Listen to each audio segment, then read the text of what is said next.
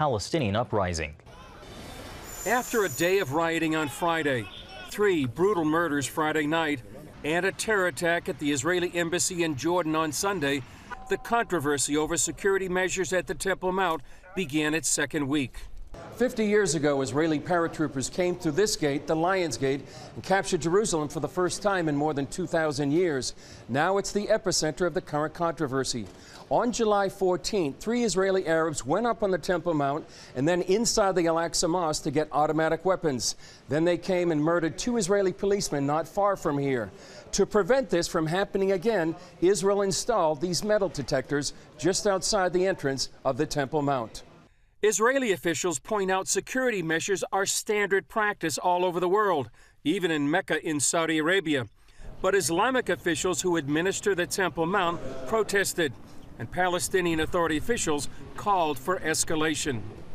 We are moving towards an escalation. The Israelis are moving towards an escalation, and we have no problem on our part that there will be an escalation from the Palestinian side.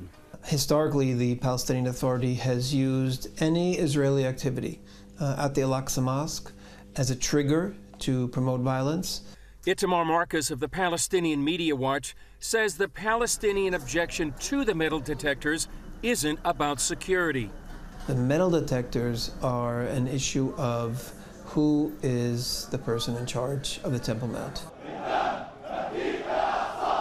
At Friday prayers, Palestinians chanted, "With spirit and blood, we will redeem Al-Aqsa." Friday night, 19-year-old Palestinian Omar Al-Abed took up that call.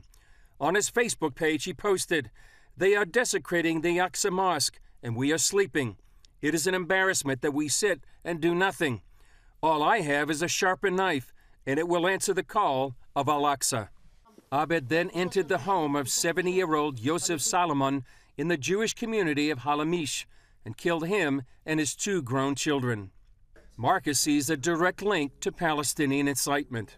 I'm holding the Palestinian Authority leadership directly responsible for those murders and any subsequent terror that we have because the Palestinian Authority population gets their cues from their leadership. 5 decades after Israeli Matagor said the Temple Mount is in our hands, many believe the issue of the Temple Mount remains the most contentious in the Middle East. Chris Mitchell, CBN News, the Lions Gate, Jerusalem.